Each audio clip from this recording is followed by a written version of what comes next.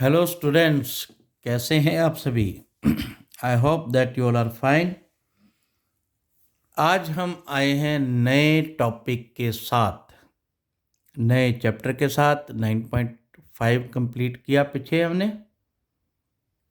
कुछ उनके basic question करवाए, कुछ स्टैंडर्ड क्वेश्चन करवाए और अच्छा रिस्पॉन्स है बच्चों का।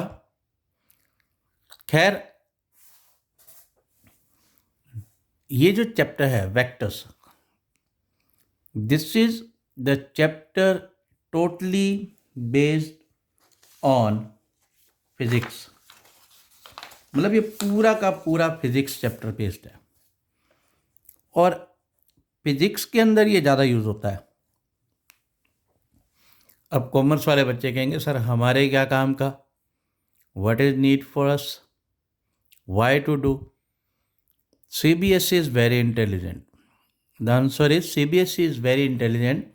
CBSE has not given this as a context of physics. CBSE has introduced this chapter as vector algebra. मतलब एल्जेब्रा की तरह ये चैप्टर चलेगा। जैसे एल्जेब्रा में x और x को ऐड करना, 3x और ऐसे 5x को ऐड करना, प्लस कुछ y ऐड करना, कुछ इस तरह से ऐड करते थे, वैसे ही ऐड, सब्ट्रैक्शन, मल्टीप्लाई और डिवाइड बेस्ड ये चैप्टर है। और ये बेसिक चैप्टर भी है हमारा +1 का। ठीक है, +1 का नहीं, सॉरी, +2 का। +2 के 11 चैप्टर का बेसिक चैप्टर है। तो इसको बिल्कुल प्यार से और टेक्निकली समझने की कोशिश करनी है। जितना आप इसे ढंग से समझेंगे उतना आसानी से ये समझ भी आ जाएगा और इसके कंसेप्ट को रट्टा तो आप लगा ही लोगे, मुझे पता है। लेकिन क्रैमिंग से ज़्यादा बेटर है कि आप इसके टॉपिक को समझें ताकि जो अपना नेक्स्ट चैप्टर है 3D, उसके अंदर आप इसे इन्फ्लुएंस में ला सकें। The very first exercise is very easiest, but it is a technical exercise. Some terms you have studied in class 10th and 9th also, those terms will be used here. तो कमर कस लो, बड़ा ही interesting chapter शुरू होने वाला है, vector algebra.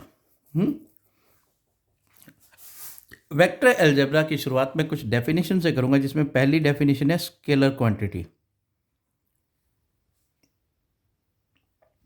What are scalars? The quantities which have magnitude only. अब magnitude का मतलब आप सबको पता है, मतलब जिसमें सिर्फ और सिर्फ क्वांटिटी में मैग्नीट्यूड हो, मतलब एक वैल्यू हो बट कोई डायरेक्शन नहीं हो, but no direction at all. Example मैं दूं, अगर हम अपना मास चेक करते हैं, मास समझते हो, कितनी क्वांटिटी हमारे अंदर है।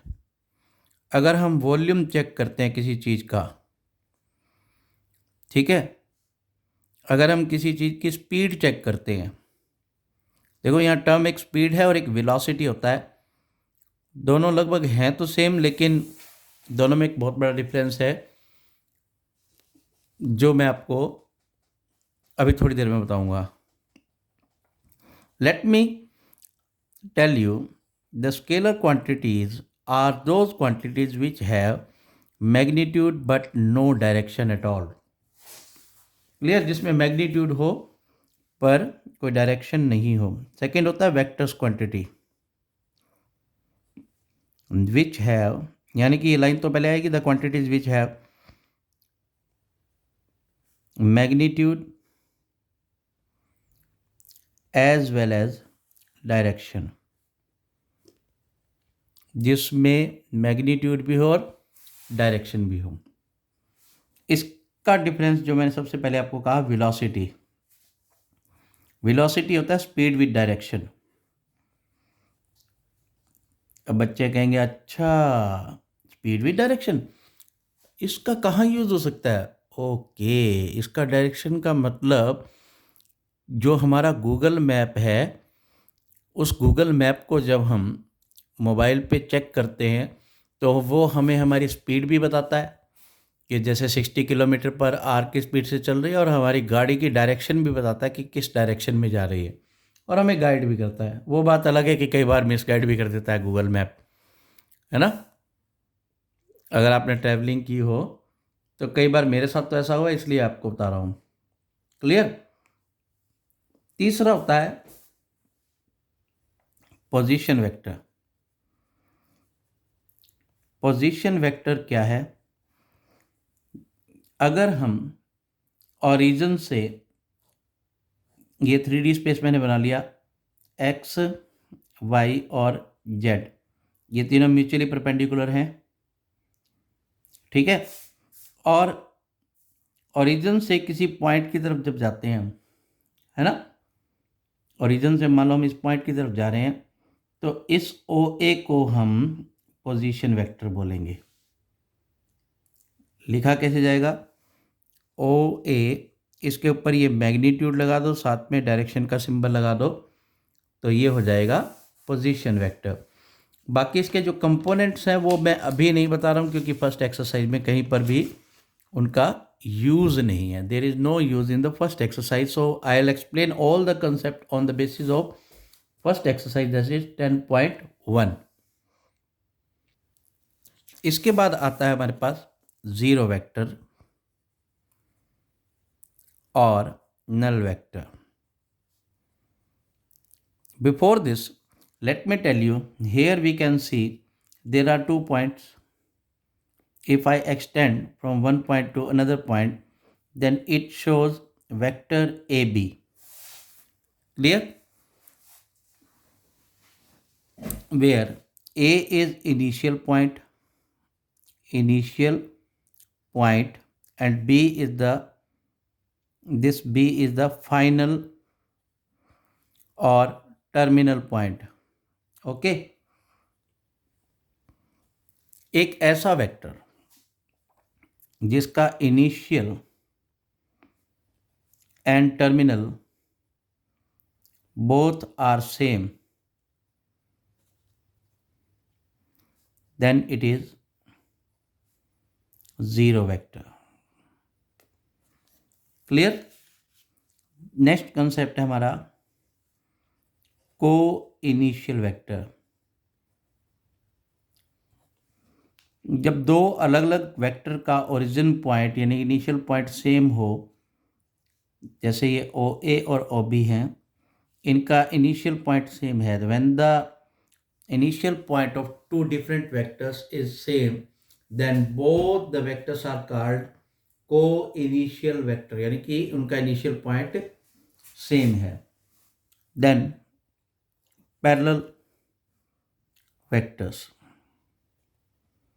parallel vector वो होते हैं जो वेक्टर जिनकी डायरेक्शन पैरेलल सपोर्ट में हो और सेम डायरेक्शन में हो, यानी कि एक वेक्टर ये रहा, एक वेक्टर ये पैरेलल सपोर्ट में, ठीक है? इनकी खासियत ये होती है कि ये सेम मैग्नीट्यूड के होते हैं, लेकिन उनकी डायरेक्शन अलग अलग हो सकती है, ठीक है? डायरेक्शन जो है इनकी अपोजिट हो सकती है, और मैग्नीट्यूड भी अलग अलग हो सकता है, क्योंकि कोई यहाँ तक हो, कोई पूरा बढ़ रहा हो, ठीक?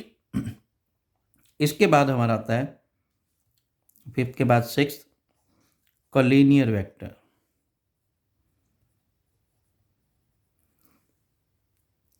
जिनकी डायरेक्शन भी सेम हो,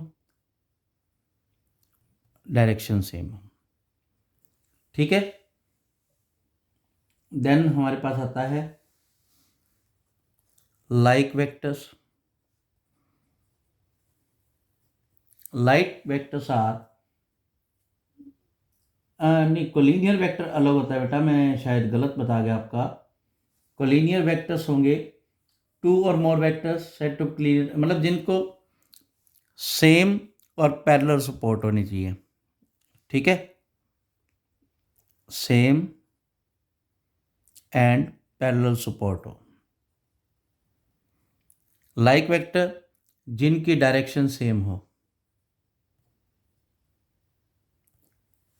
ठीक है।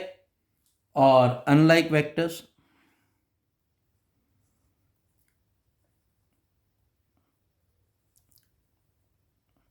जिनकी डायरेक्शन नॉट सेम, उन्हें हम बोलते हैं अनलाइक वेक्टर्स, ठीक है। एक होता है फ्री वेक्टर जिसका इनिशियल पॉइंट स्पेसिफाई नहीं हो, मतलब जिसका इनिशियल पॉइंट स्पेसिफाई नहीं होगा तो वो होगा फ्री वेक्टर। क्लियर। आगे जो बाकी चीज़ें हैं, negative of vector, component of vector, direction cosine, direction ratios, ये सब नेक्स्ट एक्सरसाइज के पार्ट हैं, तो वो हम नेक्स्ट एक्सरसाइज में करेंगे। अब जरा इस एक्सरसाइज के, जो हमारी एक्सरसाइज 10.1 है, इसके क्वेश्चंस हम प्रैक्टिस कर लेते हैं थोड़े से। जैसे पहला क्वेश्चन है, represent graphically a displacement of 40 kilometre 30 degree east of north. सबसे पहले डायरेक्शन चार्ट बनाओ आप। ये डायरेक्शन चार्ट बन गया हमारा, नॉर्थ, साउथ, ईस्ट, वेस्ट। वो कहता है डिस्प्लेसमेंट ऑफ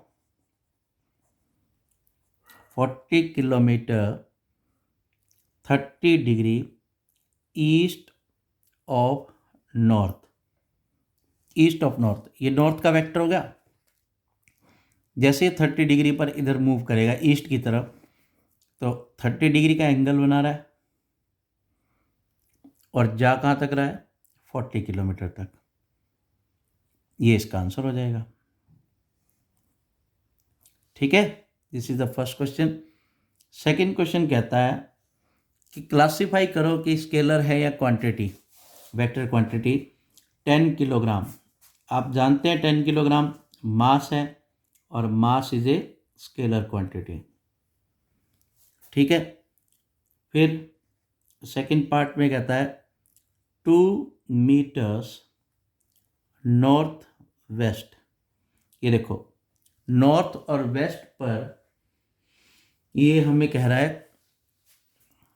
2 मीटर जा रहा है। नॉर्थ और वेस्ट क्या है, इधर की तरफ डायरेक्शन आ गई और डिस्टेंस भी आ गया 2 मीटर।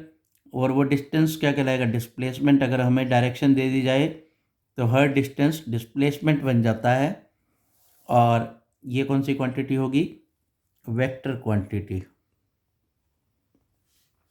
तीसरा है 40 डिग्री। 40 डिग्री मतलब देखो, एक पॉइंट यहाँ है, ये इधर भी घूम जाए तो भी 40 डिग्री है, ऐसे भी घूम जाए तो भी 40 डिग्री है, मतलब इस मर्जी डायरेक्शन में घूम जाए। यहाँ है, यहाँ से इधर चला जाए 40 डिग्री, ये पॉइंट से अगर ये इधर से घूम जाए 40 डिग्री पर, तो मतलब इसकी डायरेक्शन स्पेसिफाइड नहीं है, फिक्स नहीं है, तो ये क्या होगा, स्केलर क्वांटिटी। ऐसे ही नेक्स्ट देर का हमें 40 वाट। वाट जो है यूनिट होती है पावर की, पावर यानी कि बिजली की, तो ये भी स्केलर क्वांटिटी होगा। डिग्री मेजर भी क्या होता है, स्केलर क्वांटिटी। मोस्टली ये क्वेश्चंस नहीं पूछे जाते एग्ज़ाम के अंदर। क्यों नहीं पूछे जाते, क्योंकि मैंने आपको बताया सीबीएसई बहुत सियानी है, बहुत समझदार है, वो कॉमर्स के बच्चों को भी ध्यान में रखती है और इस तरह के क्वेश्चन नहीं पूछती ज़्यादा। नेक्स्ट क्वेश्चन है 10-19 कूलम। आपने 10th में पढ़ा है coulomb is the SI unit of charge, और चार्ज की कोई डायरेक्शन नहीं होती। इलेक्ट्रिसिटी की तो होती है पर चार्ज की कोई डायरेक्शन नहीं होती, इसलिए ये क्या होगा, स्केलर क्वांटिटी। नेक्स्ट हमारे पास है 20 मीटर पर सेकेंड स्क्वायर। अगर आपको याद हो तो ये यूनिट है एक्सेलरेशन की, और acceleration is always vector quantity, ठीक है। इसके बाद आप आ जाइए क्वेश्चन नंबर 3 की ओर। क्वेश्चन नंबर 3 में भी क्लासिफाई करना है स्केलर और वेक्टर क्वांटिटी। इसमें देखा टाइम पीरियड। टाइम पीरियड में कोई डायरेक्शन होती है, मतलब अभी 3 बजे हैं, थोड़ी देर बाद 4 बज जाएंगे, तो कोई डायरेक्शन नहीं है इसमें। फिर बच्चों के मन में आता है सर ये घड़ी की सुई, देखो घड़ी की जो सुई है वो एक एंटी क्लॉकवाइज डायरेक्शन में घूमती है, तो उसकी मूवमेंट वेक्टर हो सकती है, लेकिन टाइम पीरियड जो है वो कभी भी वेक्टर नहीं होगा। बात समझ गए। फिर आता है डिस्टेंस। डिस्टेंस, अगर आप एक प्लेस ए है और बी प्लेस पर जा रहे हैं, यूं घूम घाम के जा रहे हो, तो इसकी भी कोई डायरेक्शन नहीं है, तो distance is a scalar quantity. Next है फोर्स। फोर्स एक वेक्टर क्वांटिटी होती है। वेलोसिटी, वेलोसिटी भी वेक्टर क्वांटिटी है। लास्ट आता है 5वां पार्ट, वर्क। ठीक है जी, मम्मी ने बोला बेटा प्लीज़ फिल दिस बॉटल, ये बॉटल में पानी भर कर लाओ, fill this bottle with water. आपने वो वर्क किया, उसके लिए डायरेक्शन की ज़रूरत नहीं है, तो वर्क भी क्या होगा, एक स्केलर क्वांटिटी होगा। ठीक है, ये थे क्वेश्चन नंबर 3 तक। अब आता है क्वेश्चन नंबर 4, थोड़ा सा टेक्निकली और थोड़ा सा डेफिनेशन बेस्ड। कहते हैं नीचे दिए गए डायग्राम के अंदर को इनिशियल वेक्टर बताओ और इक्वल बताओ, कोलिनियर बट नॉट इक्वल बताओ। ठीक है, डायग्राम हमें दिया हुआ है, यहाँ से शुरू होकर ये वेक्टर यहाँ पर आ रहा है, यहाँ से शुरू होकर ये यहाँ पर आ रहा है, ये कुछ यूं डायग्राम बना हुआ है, ये एरो लगे हुए ना, एरो बताएंगे हमें सब कुछ। देखो ये है वेक्टर ए, ये वेक्टर सी, ये वेक्टर डी और वेक्टर बी। आप देखो वेक्टर ए और डी एक ही जगह से चल रहे हैं, इनका initial point origin point same है, तो ये को इनिशियल वेक्टर होंगे। Vector A and vector D R को इनिशियल वेक्टर। दूसरा हमसे पूछा गया इक्वल वेक्टर बताओ। इक्वल वेक्टर कौन से होंगे, देखो ये वेक्टर यहाँ से शुरू हो रहा है, यहाँ ख़त्म हो रहा है, ये वेक्टर यहाँ से शुरू हो रहा है, यहाँ ख़त्म हो रहा है। इक्वल वेक्टर वो होते हैं जिनकी डायरेक्शन और मैग्नीट्यूड बोथ इक्वल हों, जिनकी डायरेक्शन और मैग्नीट्यूड दोनों इक्वल हों। तो दूसरे पार्ट के लिए हम कह सकते हैं कि vector D is equal to vector B. तीसरा है कोलिनियर बट नॉट इक्वल। देखो ये वेक्टर की डायरेक्शन सेम, ये वाले वेक्टर की डायरेक्शन चेंज हो रही है, ये दोनों कोलिनियर तो हैं, पैरेलल, पैरेलल दिख रहे हैं ना आपको, तो पैरेलल आने वाले वेक्टर को हम कोलिनियर के साथ जोड़ सकते हैं, तो ये दोनों वेक्टर क्या होंगे, कोलिनियर। यानी कि कोलिनियर और पैरेलल की प्रॉपर्टीज ऑलमोस्ट सेम होती हैं। ठीक है, अब क्वेश्चन नंबर 5 देखो, बेसिक क्लास है। क्वेश्चन नंबर 5 में आंसर करना है ट्रू और फॉल्स में। ठीक है, और फिगर यही दिया हुआ शायद, तो कोलिनियर इसमें क्या होंगे, ए और 1 मिनट। अच्छा मैं एक चीज़ पहले बीच में बता दूं, कोई कोलिनियर वेक्टर वो भी होते हैं जिनका, कोलिनियर वेक्टर कौन से होते हैं, मैग्नीट्यूड जिनका इक्वल होगा, जैसे इसका और इसका मैग्नीट्यूड इक्वल है, लेकिन डायरेक्शन जो है वो अपोजिट है। ठीक है, इस बेस पर आप एक्सरसाइज 10.1 पूरी कंप्लीट कर सकते हैं। Thank you and have a very wonderful time.